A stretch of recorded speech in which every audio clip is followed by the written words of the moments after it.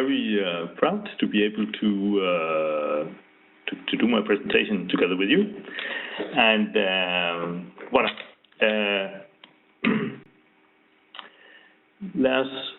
Let's go. I have sometimes a problem with languages, because right now I'm operating in France and sometimes I operate in Denmark, so sometimes I mix around. But actually my real second language is English, so there should be no problems. Our learning objectives today is that we want to take a look at how to assess the quality of an agile team that we want to conduct a strategic initiative.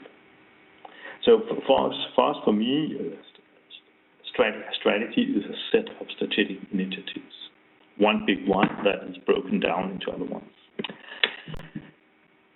The second objective is to show you how to make strategic initiative stakeholders happy from establishment to governance of this strategic initiative. And again, how to track progress of an agile strategic initiative team, which is not as straightforward as just tracking the progress of a program or project. The agenda, we'll talk about people and agility. We'll have a few case stories to build our presentation on. We'll ask ourselves, why did they fail and how did they become successful?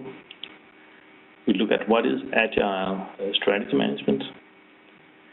How do we manage the program and the project quality that comes out of the strategic initiative? How do we track in an agile way? How does that deviate from earned value management and key performance indicators?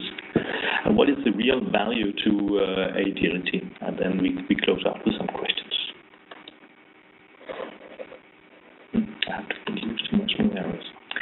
Wow. People, they have wishes and needs and requirements. If they are on a satisfactory high level and have some money to go with, some funds, or another group of people being willing to work with them, they can actually establish teams and organizations and do something. And in order to make these teams and organizations work, they need culture. So what is culture? It's not just singing and dancing. It's actually the way we talk together. It's communication. They perform that communication in development and implementation of solutions and managing the quality of that solution and the progress of the program or the project that they are dealing with. This is people, and that's nice, right? But people make mistakes, they enter into conflict, and most of all, they change their minds because they get influences from all over the place, from family, from friends, from industry, from journalists, from governments, that make them change their mind. And in order to work with people, we need to control the people as a risk factor, because that's what they are. Every time people are in a project, they are a major risk factor. I talked to one of my friends in Denmark who built a big pharmaceutical factory. I was involved in that, and the factory was several hundred square meters big in the beginning. Actually, they wanted to export that factory outside of the original place to be able to produce in other places. So he did some statistics on the factory and found out that wherever people were involved in the production process, they had the most errors. They said, okay, so before we export anything, we have to remove the people factor. That was done, and today this factory is actually only about 10 square meters in ground level and about 6 meters high. This box they can move around in the world and produce their products by. Not by chance, but by pure intelligence. They are today probably the biggest manufacturer in the diabetes industry. Voilà.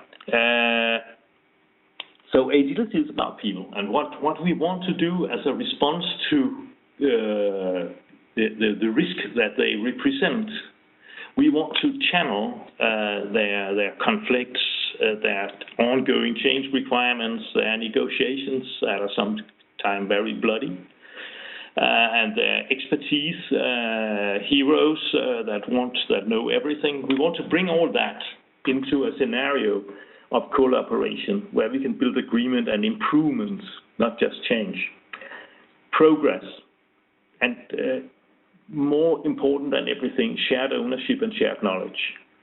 We especially taking ownership is very important of what is done, and that is ownership across a group, right, across the stakeholders in what we are doing. We want them to love what they're doing.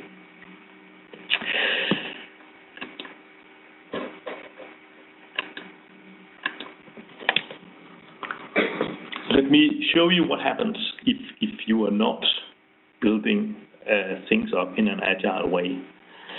We had the DANCOIN cards, cash card built in Denmark. It was very good. The project was sponsored by banks, local transportation and telecom. The banks were clearing all transactions using the cash card, which is like coins, right? So that's why we called it DANCOIN. Even government was involved to say that this cash card does not replace our money, so it's okay. We still have the good old kroner in Denmark, so this can go on. And so for about a couple of years, we set up this cash card, the machines to read the cash cards, to generate the transactions, to communicate back to the bank so that the people selling cokes and laundry services could get their money from the payment. And the cards, of course, were completely anonymous. If you lose them, you lose your money. But they take much less space up than coins in a wallet. A lot of things that has turned up around this, but we kept it pretty controlled, what we wanted to do. And so we set up a small city in Denmark. And in that city, we had laundries, we had paper shops, newspaper shops, and things like that. And all of that had card readers, and the final testing that we had already prepared, of course, with what we call simulated accept testing. Didn't have any problems at all. So we had fantastic success. It was in the press, it was in the newspapers. But how did this project end up as a pure fiasco? Well, the thing is that our stakeholder control was not satisfactory. Now, I would ask you that listen to this, why? But now I will do without asking the why question. What went wrong here was that local transport built their own reading device and their own card, own tickets for the buses and local transportation. That is 90% of that market of cash. So that was previewed, and it never came about.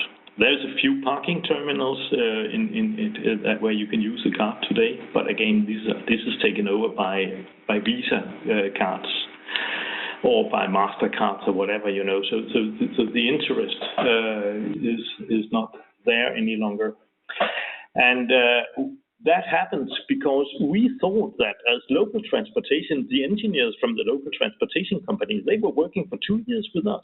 So we thought that we have the best contact that you can ever have to local transportation. But no, somebody else in local transportation, which is extremely big,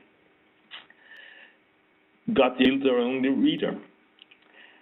Another place where this is in Rotterdam in Holland, where this has become a major success, this card. They actually learned, I don't know if they heard about the problems in Copenhagen, but actually what they did was that they make the stakeholders from the local transportation to build card readers for the buses.